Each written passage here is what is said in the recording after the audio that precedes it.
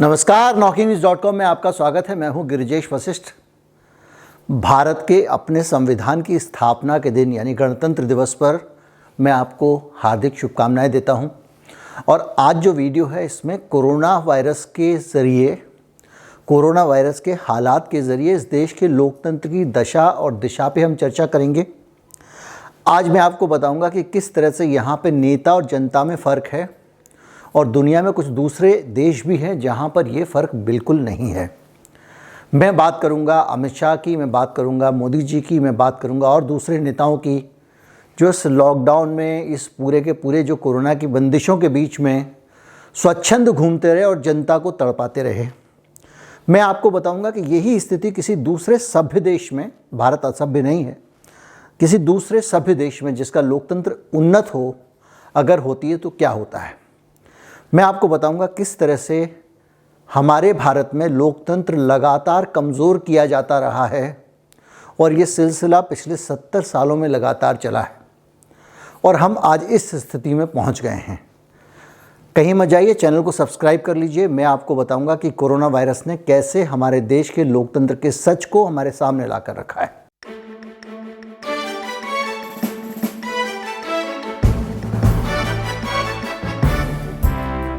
अगर आपको इस चैनल के वीडियो अच्छे लगते हैं और आप चाहते हैं कि इस चैनल को सपोर्ट करें, आप चाहते हैं कि इस चैनल को चलाने में आपके ही धन से ये चलता है, आपका भी कुछ योगदान हो, तो आप हमारा UPI ID डिस्क्रिप्शन में उसके ज़रिए भुगतान कर सकते हैं। एक बार कोड जब वीडियो ख़त्म होगा तब आपको दिखाई देगा और एक बार कोड वीडियो के बीच बीच में भी कहीं दिखाई देगा, उनको भी स्कैन करके आप भुगतान कर सकते हैं।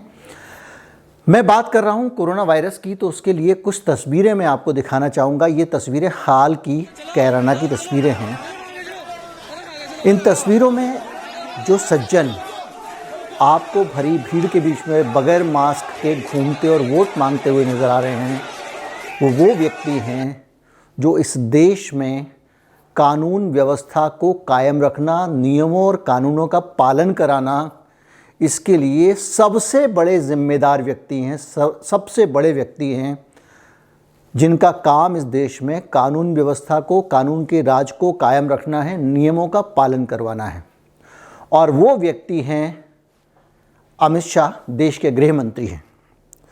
और ये इन तस्वीरों में बगैर मास्क के नज़र आ रहे हैं। इससे पहले भी हमने चुनावों में कई लोगों को देखा जो बगैर मास्क के घूम रहे हैं। बड़ी बड़ी जगहों पे जब कहीं बड़े बड़े लोगों के बीच में अवमानना हो जाएगी, अगर मैं पद का नाम ले दूँगा, उनके फंक्शन होते हैं, उनकी पार्टियां होती हैं, वो बगैर मास्क के दिखाई देते हैं। राजनीतिक मंचों पे बहुत सारे राजनेता बगैर मास्क के दिखाई देते हैं। अलग अलग जगह पे पार्टियां होती हैं, सब कुछ होता है और सारी पार्टियां, दुर्भाग्य की बात यह है, मज़े से बगैर मास्क के घूम रही हैं। और वही पार्टियां सड़क पे अगर बगैर मास्क के व्यक्ति दिखाई दे जाए तो उसके ऊपर 2000 रुपये फ़ी व्यक्ति जुर्माना लगाती है। मैं सिर्फ मास्क की बात नहीं कर रहा हूँ, मैं सारी बंदिशों की बात कर रहा हूँ। फिर बाद में आपको कुछ और भी उदाहरण दूंगा दुनिया के उदाहरण की। दुनिया में हालत क्या है। अगर आप घर से बाहर निकल जाएं तो आपको डंडों से पुलिस वाले पीटते हैं और इतना पीटते हैं कि हाथ पांव आपके हिल जाएं। आपने देखा होगा किस तरह से मुर्गा बना के सड़क पे लोगों को चलाया गया क्योंकि वो अपने घर जाने के लिए पैदल निकल पड़े थे और देश में लॉकडाउन लगा हुआ था। आपने देखा होगा इस देश के नागरिकों ने अगर एक दूसरे की मदद नहीं की होती तो बहुत सारे लोग लॉकडाउन में भूख से मरने वाले थे क्योंकि सरकार सख्ती से उसका पालन करा रही थी।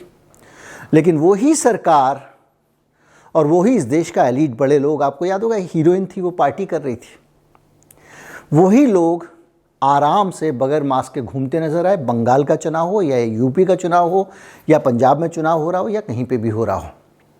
तो ये सारी स्थिति हमारे देश की है। अब अगर यही समान स्थिति किसी और देश में होती है तो क्या होती है। मैं आपको एक ब्रिटेन का उदाहरण ले रहा हूँ। बोरिस जॉनसन ब्रिटेन के प्रधानमंत्री हैं और उनकी नौकरी जाने वाली है।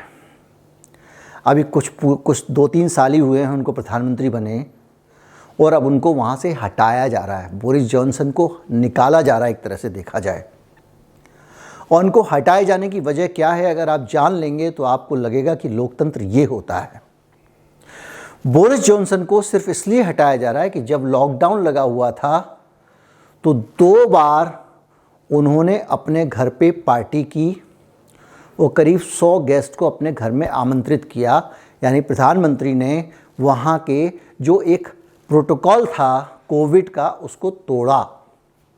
और कोविड प्रोटोकॉल तोड़ने के लिए बोरिस जॉनसन ने पार्टी की, और हुआ ये, चूँकि वहाँ की पत्रकारिता बहुत उन्नत पत्रकारिता है और सरकार की पोल खोलने वाले पत्रकार को बिका हुआ नहीं कहा जाता जैसे मुझसे आजकल कहा जा रहा है कुछ दिनों से, और वो अपना काम करते हैं, उनका काम है कि सरकार को एक्सपोज करना। तो उन्होंने बोरिस जॉनसन को बाकायदा एक्सपोज किया और एक ईमेल वहाँ के अखबारों ने निकाला, एक लीक करके ईमेल लाए, जो ईमेल गेस्ट को भेजा गया था कि आप आइए और हमारे यहाँ पे पार्टी में शामिल हुइए। और वो ईमेल जब लीक हुआ तो उसके बाद हंगामा हो गया और मामला संसद में गया। अब संसद का मतलब एक पार्टी की खेमेबंदी नहीं होता है वहाँ पे जैसा यहाँ होता है, होने के बावजूद एक सत्ता होती है, एक विपक्ष होता है, और अगर गलत है तो सत्ता वाले भी बोलते हैं। आज की तारीख में हमारे हिंदुस्तान में किसी की हिम्मत है कि किसी सरकारी पार्टी का आदमी संसद में अपने ही प्रधानमंत्री के खिलाफ बोल जाए? पहले तो उसको बोलने ही नहीं दिया जाएगा, स्पीकर ही उसका सवाल नहीं लेंगे, ऐसा इतिहास है। अगर वो बोलने लगेगा तो उसकी दूसरे दिन छुट्टी हो जाएगी। लेकिन ब्रिटेन में खुद मंत्रियों ने और सत्ताधारी पार्टी के सांसदों ने कहा कि हम कोविड प्रोटोकॉल का पालन करते रहे, और इस प्रोटोकॉल की भी पोल खुलती है इन बयानों से। ये कितना घटिया प्रोटोकॉल था। एक ने कहा कि मेरी सास का निधन हो गया, लेकिन प्रोटोकॉल के कारण मैं घर से बाहर उनकी मदद के लिए जा नहीं सका। दूसरे व्यक्ति ने कहा मेरे परिवार में मौत हो गई और मैं भी नहीं जा सका, और प्रधानमंत्री पार्टी कर रहे थे। ये वहाँ के प्रधानमंत्री का हाल है, और ये वहाँ की सरकार और वहाँ के लोकतंत्र का हाल है। और ये वही लोकतंत्र है जिसने बोरिस जॉनसन को सिर पर बिठाया था। आपको पता है बोरिस जॉनसन प्रधानमंत्री बने कैसे थे?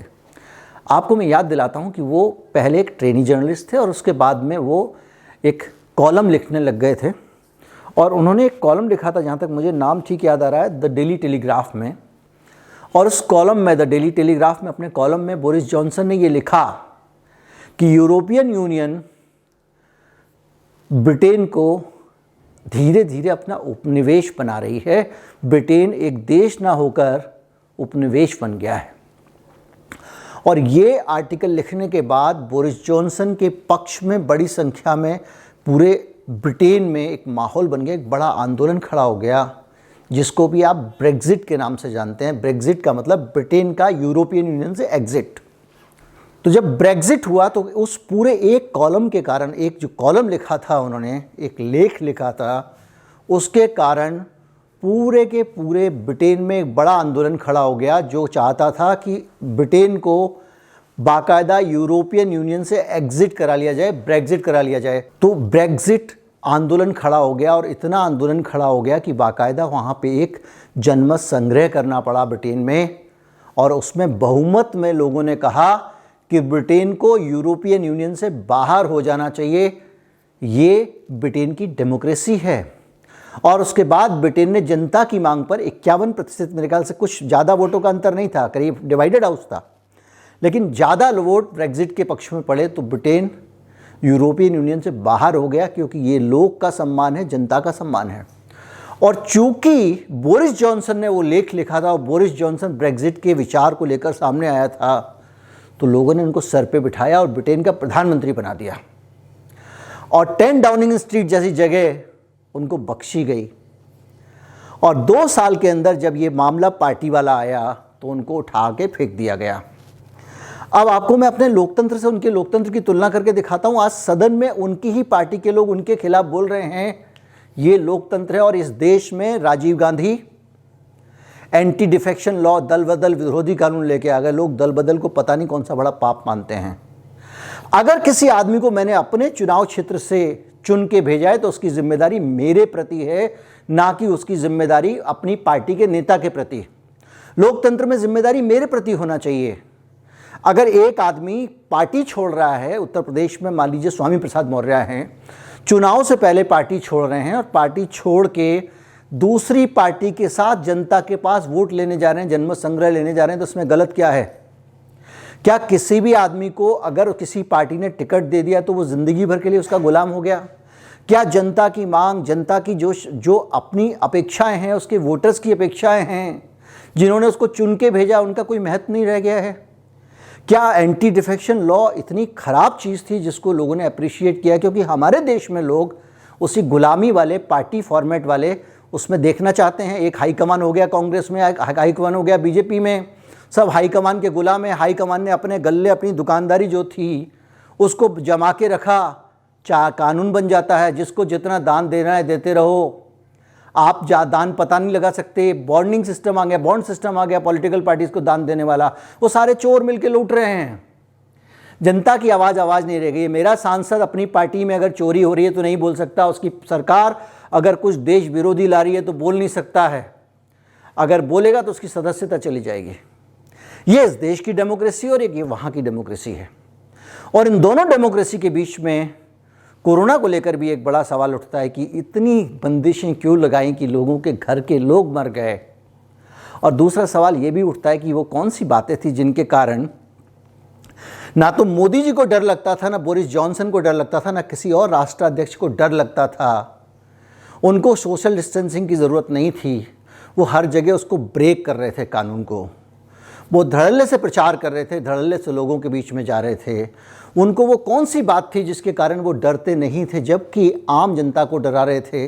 बोरिस जॉनसन खुद नहीं डरता था, पार्टी करता था, लेकिन अपने सांसदों के परिवार के लोग मर गए, उनसे कानून का पालन कराता रहा। ये भी एक रहस्य है जिसका पता लगना चाहिए कि वो कौन सी सूचना, कौन सी जानकारी, कौन सी चीज़ है जो जनता को नहीं मालूम है।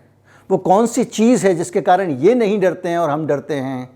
वो कौन सी चीज़ है जिसके कारण हमको पीटा जाता है, हमारे चालान किए जाते हैं और ये मज़े में रहते हैं। उम्मीद करता हूँ वीडियो आपको अच्छा लगा होगा। अगर अच्छा लगा हो तो ज़्यादा से ज़्यादा लोगों तक पहुँचाएँ, इस वीडियो को शेयर करें। इससे बहुत सारे लोगों के दिमाग के ढक्कन खुलेंगे, लोकतंत्र का मूल समझ में आएगा। नमस्कार, जय हिंद।